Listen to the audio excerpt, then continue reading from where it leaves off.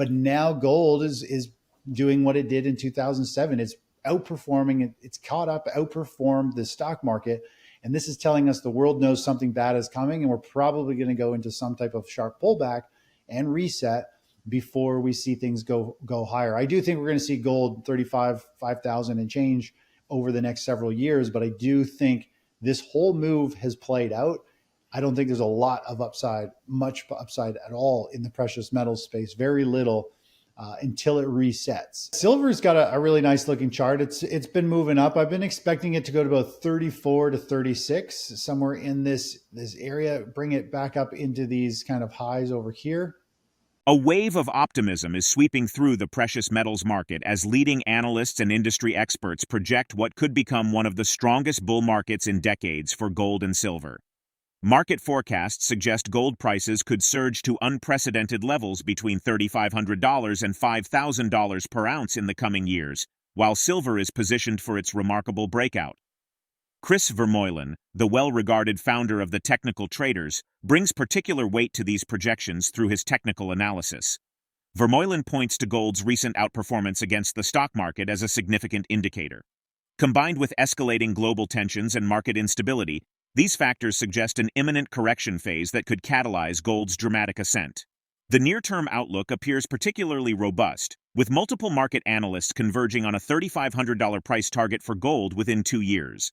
This bullish projection isn't merely speculative. It's grounded in several concrete factors, including ongoing pandemic-related economic uncertainties, intensifying U.S.-China tensions, and a notable increase in safe haven demand. While gold traditionally dominates market discussions, silver is emerging as an equally compelling opportunity. Vermeulen has identified strong momentum building in the silver market, projecting near-term targets of $34 to $36 per ounce. Adding significant credibility to these projections, J.P. Morgan has forecast silver prices to average $36 per ounce by 2025, citing strong macro fundamentals and a supportive supply and demand backdrop as key drivers. The mining sector offers attractive opportunities for investors looking to capitalize on this anticipated metals boom. Industry analysts point to mining equities as an optimal way to gain leveraged exposure to rising metals prices. Before we discuss this video in depth, please subscribe to our channel, hit the bell icon, and share it with those who may benefit from it. Gold has pretty much made its run. So gold's got these massive super cycle waves. And really, if we were to look at the last super cycle that started in early 2000s to the 2011 peak and down into this 2015 low, we can carry that forward. And this kind of goes back to one thing we talked about earlier, which is, Fibonacci tells us how much momentum there is. So we had this first run up, and then we had the pullback. And based on this power, we can gauge where it should run to next. And here is that 618 level. When you hit 618 and usually take a pause, we almost always run up. It doesn't matter the asset class. I find this works on absolutely everything. You'll run up and you'll hit that 100%. One is a 100% measured move. So this run up is equivalent to this run up. And so we're pretty much there. And last time you and I talked, James, I was saying, hey, when gold hits like 2,700 or 2,750, I think we are bloody close to a major market top, because this is the 20-year chart pattern, or more or less a 12 or 14-year chart pattern pointing to where we should land here. And everything is unfolded exactly as we've been anticipating for the last several years. And now we're at this level, and gold's at all-time highs, energy stocks at all-time highs.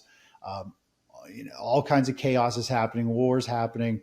And this big, strong rally that we've got in gold is very similar to what happened. Let me just clear this chart. What happened just before 2008 financial crisis? We saw gold, after it had broken into a bull market phase, it paused while stock market rallied, and then everybody started to pile into gold. There were bubbles everywhere in 2007. Stocks were overvalued, homes were overvalued, all kinds of global concerns. And then the stock market took a correction and gold pulled back about 34%. Well, we've had the same. We had a new super cycle start. We just had a multi-year pause in gold while stocks skyrocketed for the last several years, and they're still going up. But now gold is doing what it did in 2007.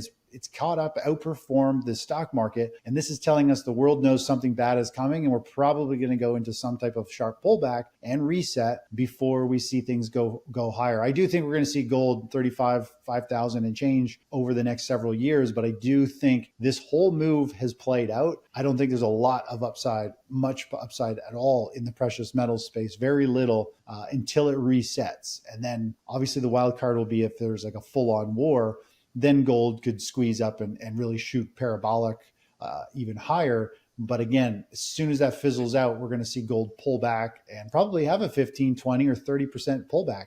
And that would bring it right back down into this consolidation, which happens to be percentage-wise the same as this one here. It pulled all the way back down to the multi-year consolidation. So I'm really bullish on gold long-term. This whole thing has played out as even you and I have talked about over the last several months since we've been talking. And now I think we're at the point where it's like, okay, I'm stepping away. I'm not looking to really take advantage of precious metals at all anymore. Now I'm letting them cleanse themselves. There'll be a new opportunity to the upside, I think, after we have the markets reset. Silver is experiencing a remarkable surge in market interest, with both the metal and mining companies showing strong performance indicators. Market strategist ChrisVermeulen has highlighted a notable phenomenon. Silver's trading value is currently outpacing silver miners, marking a significant disconnection from typical stock market patterns. This unusual dynamic and sustained investor interest suggest further potential for price appreciation in the silver market. Silver maintains a relatively stable position at $30.67 per troy ounce. The growing enthusiasm for silver has prompted major mining companies to expand their operations to meet increasing demand. In a significant development, Coeur Mining has completed an expansion of its Rochester mine in Nevada, positioning it to become the United States' largest silver mining operation. Following a similar trajectory, Hochschild Mining is advancing its growth strategy with plans for a new project in Peru, scheduled to begin operations in 2027. These expansions reflect the industry's confidence in sustained silver demand. He also emphasizes that he prefers metals over miners in the current situation, as the stock market less influences them. Let's get back to the interview. This is the monthly chart. It's had a very nice run. It is definitely stuck at resistance. If we would just connect these from a technical standpoint, usually you have a floor, support level, but once you break it, it becomes resistance. We've just had a very strong move up to this level. And if I was to just draw a line right across here as well, you can see it's significant highs, significant lows, a breakout, a high, a couple highs, a topping phase. So Newmont is running into resistance, and it's definitely struggling. It actually, you can see on the monthly chart here, we zoom into this bar, had a little bit of a run and push up, and then it's getting sold into. So there's sellers lurking up there. Again, not a whole lot of upside potential. Maybe it has a little bit of a squeeze up or something, a little shakeout. But overall, I think, the precious metal space is not really going to be that exciting until we go into a financial reset and everything gets cleansed. And we'll probably see gold stocks trading dramatically lower, back down the lower end of this range, probably down in the mid 20s or down in the 30 level for Newmont. And then from there, it could go into a huge run in rally. But I'm not a huge fan of this stock. I mean, obviously it's huge in terms of the company itself, but percentage wise, it's I think there's other places you could get into and trade without a lot of this chop and noise. I do like, GDX or any of the gold miner ETF baskets kind of as a whole. I find they're a little bit cleaner. When we look at the precious metal space, they have formed a much cleaner pattern in terms of they've put in like a rounding bottom here, a pretty major base through here. And they kind of broke through. Now they're sitting on top, finding this traction. I think there might be a little bit of upside, but overall, we need to wait for the stock market and everything to reset. And then I think we're going to see these really take off going forward. So again, everything is kind of waiting. We're in that wait and see mode. Long the stock indexes, the precious metal space, I think, has pretty much run its course for a little while. Let it reset.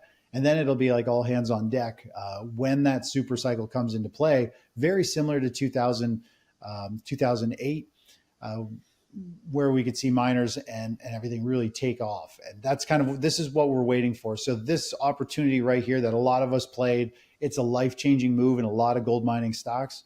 That'll be like over here. I believe we're getting closer.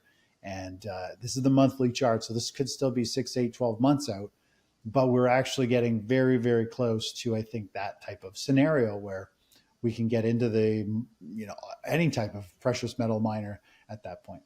Silver's got a really nice looking chart. It's been moving up. I've been expecting it to go to about 34 to 36, somewhere in this area, bring it back up into these kind of highs over here.